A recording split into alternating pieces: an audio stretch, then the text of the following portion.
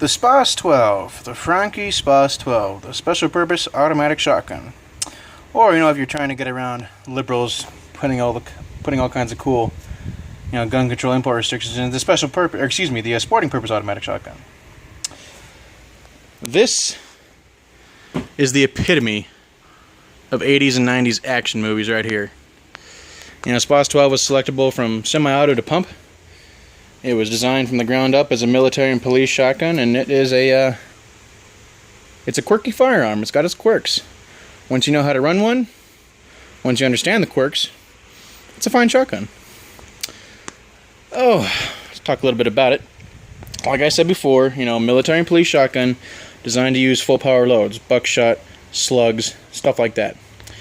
In semi-auto, it runs those absolutely fine. Bang, bang, bang, bang, bang, bang, bang. When you start getting into lower powered stuff, like for example military and police, less than lethal beanbag rounds, pepper balls, stuff like that, it's not going to have enough gas to cycle the action. You would simply hit your button on the top or on the bottom of your grip, switch it into pump mode. And I think that's why these weren't hugely popular in the United States, other than the fact that only 1,800 of them were actually imported. Is when Americans go out and shoot, we don't shoot tons of buckshot and tons of slugs. It gets expensive. We want to shoot Walmart 100-pack birdshot. And sometimes these will cycle that. A lot of the times they won't. And just switching from semi to pump, I guess, could be kind of a little bit of a bear. The pump is not a very smooth pump. I mean, you're working against this big, action return spring. So, it's just an interesting shotgun. It's a piece of Americana history. Stuff that you have to be aware of. If you ever get a SPAS-12, you need to replace the buffer immediately. The buffer goes right back through here. Because chances are your gun doesn't even have one. It probably crumbled, 20 years ago. I mean, this gun was manufactured in 1983. I got it. The interior looked brand new. Buffer's missing. Because it just simply wasn't there. But if you shoot these in semi-auto without the buffer, you will screw up your receiver. This is an aluminum receiver.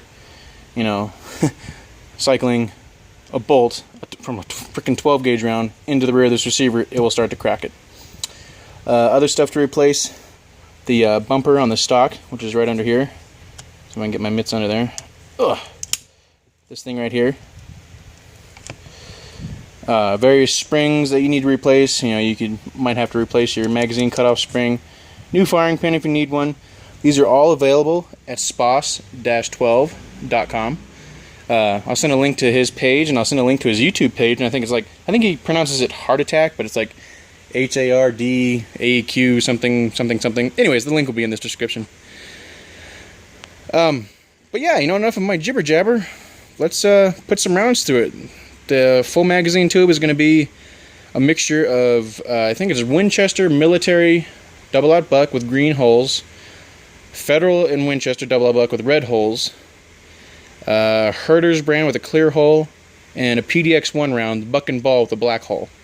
And we'll see if that works. And then I'll toss some high brass through it and birdshot, and we'll see how everything rocks and rolls.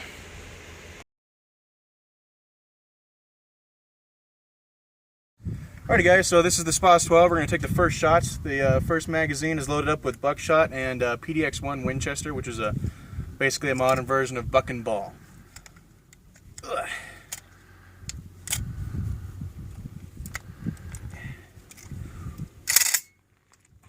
Pray for rain.